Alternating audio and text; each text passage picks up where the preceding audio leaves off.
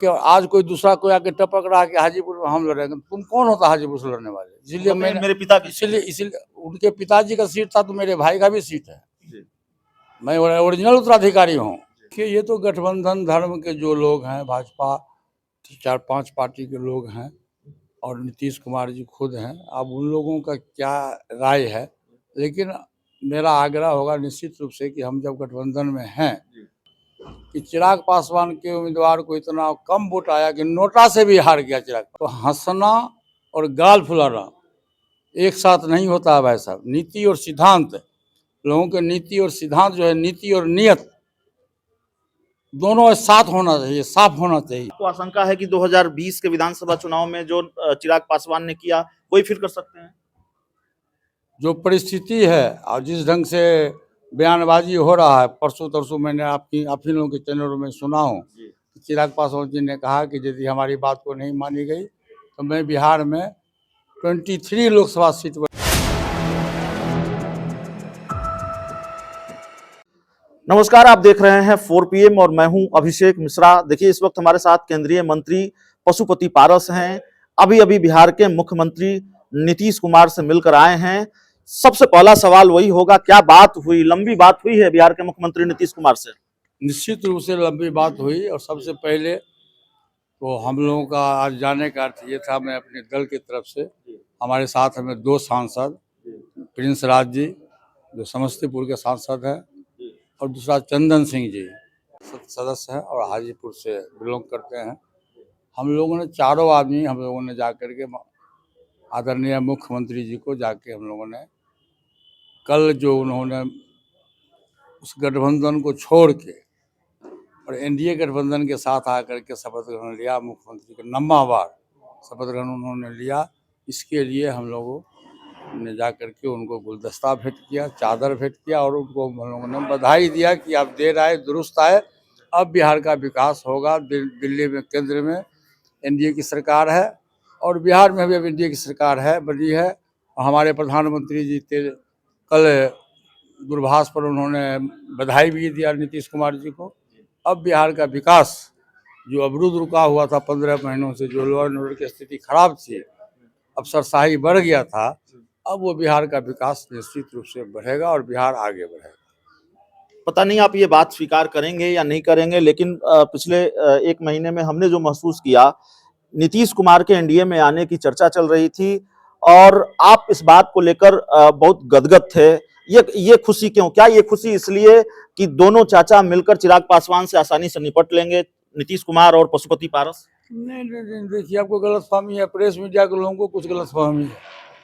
मैं आज से खरमास के पहले जब प्रेस के साथी ने मुझसे पूछा था तो मैंने कहा था कि अभी खरमास है, खरमास और रुको, खरमास के बाद बिहार का बदलाव होगा, बिहार की राजनीति में एक नया मोड़ आवेगा। और मैंने लक्ष्मण रेखा खींच दिया था कि 31 जनवरी के पूर्व बिहार की राजनीति में बदलाव होगा और जो कुछ भी होगा, मैं बार बार कहता था कि व्यक्ति बलवान नहीं है, समय बलवान है। आप समय के इंतजार करो, जो कुछ भी होगा एनडीए के पक्ष में होगा और बिहार के हित में होगा और वही कल हुआ। चिराग पासवान ने कहा है कि उनका गठबंधन बीजेपी के साथ है। गठबंधन के अंदर गठबंधन होता है क्या? ऐसा होता है? 2020 में भी अब देखिए होइएगा, जब विधानसभा का चुनाव हुआ था, उन्होंने वो बोले थे कि मैं नरेंद्र मोदी जी का हनुमान हूँ और नीतीश कुमार जी के उम्मीदवार के खिलाफ में वो उम्मीदवार दिए। लेकिन भाजपा के उम्मीदवार, भाजपा जहाँ जहाँ से चुनाव लड़ रही थी उसके खिलाफ में भी 6 जगह विधानसभा में उनके दल का उम्मीदवार हुआ। और जिसमें से सबसे पहली बात तो हमारे क्षेत्र के 2 विधानसभा क्षेत्र है, लालगंज और राघोपुर, जहाँ भाजपा का उम्मीदवार था, फिर भी वो अपना उम्मीदवार दिए। तीसरा दिया हसनपुर में, चौथा दिया मोतिहारी में, 5वां दिया भागलपुर में और छठा एक जगह कहीं और दिया। 6 जगह जहाँ भाजपा का उम्मीदवार था वहाँ भी चिराग पासवान ने अपने उम्मीदवार को बनाया। तो कहाँ से गठबंधन हुआ है? गठबंधन तो हुआ नहीं। उसके बाद जब विधान परिषद का चुनाव हुआ तो उसमें भी चिराग पासवान जी ने औरंगाबाद में जाकर के अपने दल के उम्मीदवार को, जो उनका जिलाध्यक्ष था कोई ठाकुर, उसको उन्होंने अपना उम्मीदवार बनाया। और उनके उम्मीदवार को कितना वोट आया आपको याद है? मात्र 21 वोट आया। मात्र 21 वोट आया। उसके बाद झारखंड का चुनाव हुआ, उत्तर प्रदेश का चुनाव हुआ, वहाँ भी चिराग पासवान ने अपने उम्मीदवार को लड़ाया और वहाँ का अखबार लिखा कि चिराग पासवान के उम्मीदवार को इतना कम वोट आया कि नोटा से भी हार गया चिराग पासवान। आपको आपको आप सुन लीजिए, जी प्रश्न पूछते हैं तो सुनिए। जी बताइए।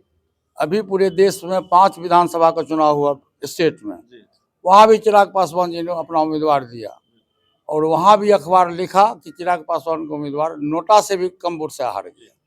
तो हंसना और गाल फुलाना एक साथ नहीं होता है भाई साहब। नीति और सिद्धांत, लोगों के नीति और सिद्धांत जो है, नीति और नियत दोनों साथ होना चाहिए, साफ होना चाहिए। तब आपका विकास होगा, आपके दल का विकास होगा, देश का विकास होगा, स्टेट का विकास होगा। आपको आशंका है कि 2020 के विधानसभा चुनाव में जो चिराग पासवान ने किया वही फिर कर सकते हैं? जो परिस्थिति है और जिस ढंग से बयानबाजी हो रहा है, परसों तरसों मैंने आप ही लोगों के चैनलों में सुना हूँ कि चिराग पासवान जी ने कहा कि यदि हमारी बात को नहीं मानी गई तो मैं बिहार में 23 लोकसभा सीट पर मैं अपना उम्मीदवार दूंगा। मैंने 17 जनता दल यू और 6 हमारे दल के उम्मीदवार के खिलाफ में अपना उम्मीदवार देंगे। लेकिन हमको अपना जो जानकारी है और जो 45 वर्ष का राजनीतिक अनुभव है, फिर मैं आज आपको भविष्यवाणी करता हूं कि चिराग पासवान जी 40 लोकसभा सीट पर अपना उम्मीदवार देंगे। एक सवाल यह भी है कि आप बार बार कहते हैं कि हुलुक बुलुक करते हैं चिराग पासवान। जो दर्शक नहीं समझते हैं उसको समझा देते हैं पहले कि हुलुक बुलुक का मतलब हुलुक हुआ हमारे अंगने में तुम्हारा क्या काम है। जी एक गाना है ना जी कि मेरे अंगने में तुम्हारा क्या काम है। चिराग पासवान जमुई के सांसद हैं, 2 टर्म से वहाँ के सांसद हैं। जब पासवान जी जीवित थे तो मुझको याद है, मैं उस मीटिंग में मैं भी था। पासवान जी गए थे जमुई में तो उन्होंने कहा कि देखो मैं अपने बेटा को आप लोगों को सुपुर्द करने आया हूँ और जब तक राजनीतिक जीवन में ये रहेगा तब तक आपकी सेवा करते रहे। जमुई की जनता ने इनको 2 बार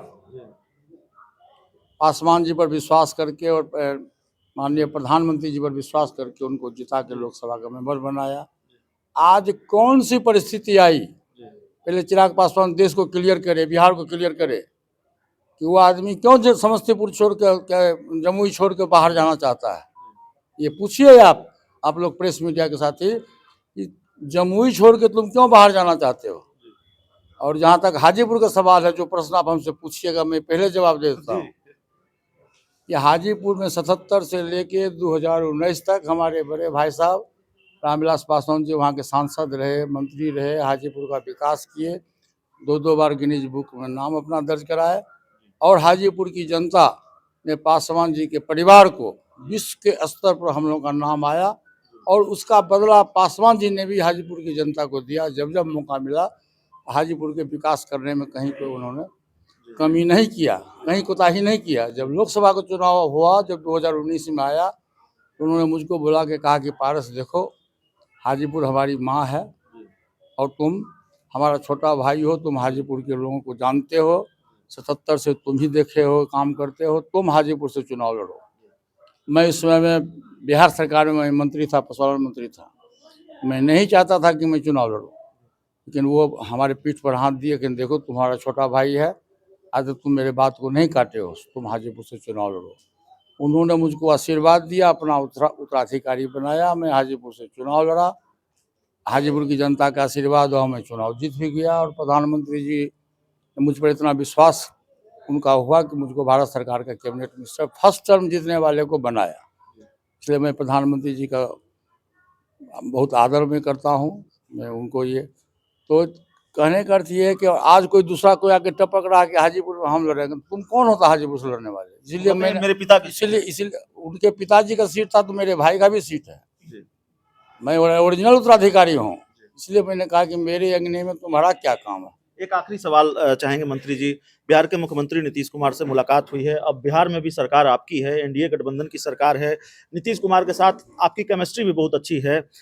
क्या जब अगला मंत्रिमंडल विस्तार होगा आपको भी हिस्सेदारी मिलेगी? आपकी पार्टी के एक एमएलसी हैं बिहार में। देखिए, ये तो गठबंधन धर्म के जो लोग हैं, भाजपा 4-5 पार्टी के लोग हैं और नीतीश कुमार जी खुद हैं। अब उन लोगों का क्या राय है, लेकिन मेरा आग्रह होगा निश्चित रूप से कि हम जब गठबंधन में हैं, हमारे पार्टी को विधायक नहीं है, लेकिन हमारे पार्टी में एक विधान पार्षद हैं, तो हमारा प्रयास होगा कि हमारे दल के लोगों को भी उसमें जगह मिले। अभी बात नहीं हुई नीतीश कुमार से? अभी कोई बात नहीं हुई है, फिर स्टेज से बात करेंगे। चलिए, तो हमारे साथ केंद्रीय मंत्री पशुपति पारस थे। नीतीश कुमार के एनडीए में आने के बाद जो मौजूद सवाल थे, उन सारे सवालों पर बातचीत